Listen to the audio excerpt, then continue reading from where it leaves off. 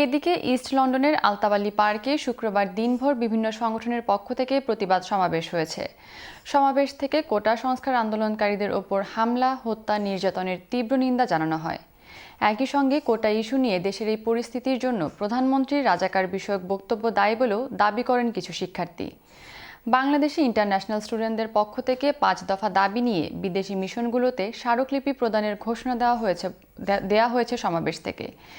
এদিকে বৃহস্পতিবার বিকেলে মাইক্রো বিজনেস সেন্টারের হামলায় ব্যবসায়ীদের বেশ কয়েকটি গাড়ি ক্ষতিগ্রস্ত হয়েছে বলে জানিয়েছেন ব্যবসায়ীরা।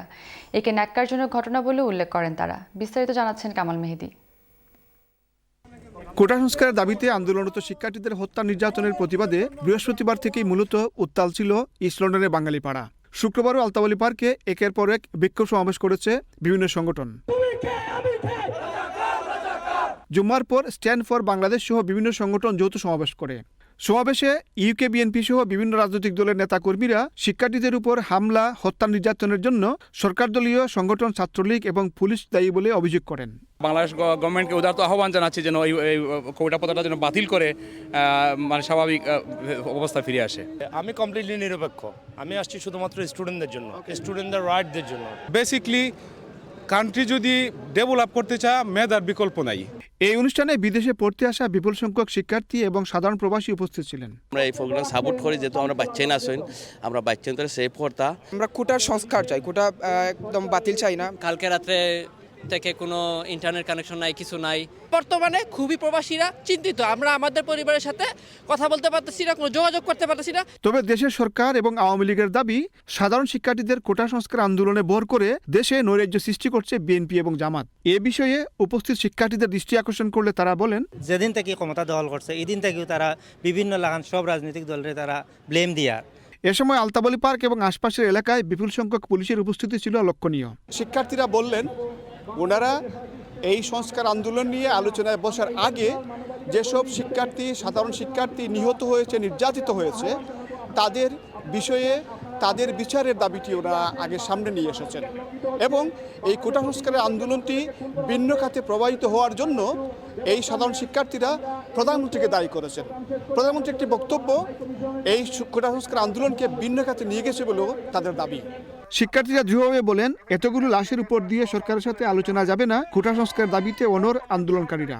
দেখেন, আমাদের বঙ্গবন্ধু শেখ মুজিবুর রহমান কিন্তু ওই সময় বলেছিলেন, আমি আমার ভাইয়ের রক্তের উপর দিয়ে কীভাবে গিয়ে আলোচনা বসবো। সেই এই মুহূর্তে যদি আমি ওই আমাদের যাকে আমরা এখন পর্যন্ত মানি, ইভেন আমি নিজে বঙ্গবন্ধুকে ওইরকম আমাদের দেশের বেস মনে করে বড় হয়েছি, এখনও সেটাই ফিল করি। এই মুহূর্তে যদি আমি ওনার আদর্শ মনে রাখি, তাহলে আমি কেমনে বলবো যে হ্যাঁ আমি যাবো, আমি আসি বসতে রাজি। এটা কিন্তু প্রথম থেকেই একটা যৌক্তিক আন্দোলন ছিল। আপনি যদি প্রথম থেকে যদি সংস্কারের পথে হাঁটতেন, তাহলে আজ এই তো বড় আন্দোলন হতো না। এখানে আসলে কোনো রাজনৈতিক কোনো ইনভলভ ছিল না এখানে।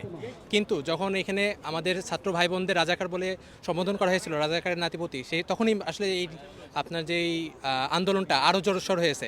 আলতাবালি পার্কের সমাবেশ শেষে বিক্ষোভকারীরা চলে যান হাইকমিশন ঘেরাও করতে। এর ঘণ্টাখানেক পরে একই স্থানে সমাবেশ করেন ইউকের বিভিন্ন বিশ্ববিদ্যালয়ে পড়তে আসা বাংলাদেশি শিক্ষার্থী এবং তাদের দুটি সংগঠন।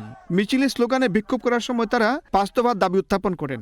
শীঘ্রই আনুষ্ঠানিকভাবে এসব দাবি বিদেশি মিশন, জাতিসংঘ এবং অ্যামনেস্টির কাছে হস্তান্তর করা হবে বলে জানান তারা। বর্তমান অবস্থার পরিপ্রেক্ষিতে ইন্টারন্যাশনাল স্টুডেন্টস বাংলাদেশের যারা বিভিন্ন জায়গায় পড়ালেখা করছেন তাদের পক্ষ থেকে দাবিটি হচ্ছে যে বর্তমান সরকার যিনি ক্ষমতাধীন আছেন, তিনি সহ তার যত অঙ্গ সংগঠন আছে সমস্ত অঙ্গ সংগঠনকে ইন্টারন্যাশনাল ক্রিমিনাল কোর্টে বিচারের আওতায় আনতে হবে এবং তাদেরকে পৃথিবীর সকল দেশে they have to be denied access, তাদের প্রবেশাধিকার নিষিদ্ধ করতে হবে। আমরা এখন চাচ্ছি হচ্ছে যে প্রধানমন্ত্রী এটা নিয়ে কিছু একটা করুক। সে কিছু করতেছে না, সে বসে আছে, সে কোনো কিছুই করতেছে না। এটা নিয়ে অনেক খারাপ লাগতেছে আমাদের। এদিকে বৃহস্পতিবার বিকেলে কোটা সংস্কারের দাবিতে আন্দোলনরত শিক্ষার্থীদের পক্ষে সমাবেশ করতে গিয়ে ইস্ট লন্ডনের মাইক্রো বিজনেস সেন্টারে ছাত্রলীগের সমাবেশে হামলা হয়। সুরমা সম্পাদক শামসুল আলম লিটনের কাছে প্রশ্ন ছিল, তিনি এই ব্যাপারটি কিভাবে দেখছেন। ছাত্রলীগ কালকে আলতাবালি পার্কে সমাবেশ দিয়েছিল এবং আলতাবালি পার্কে তখন যেহেতু বিক্ষোভ সমাবেশ চলছিল, সেই কারণে তারা এখানে না এসে গ্রেটার এক্সিস স্ট্রিটে করেছে।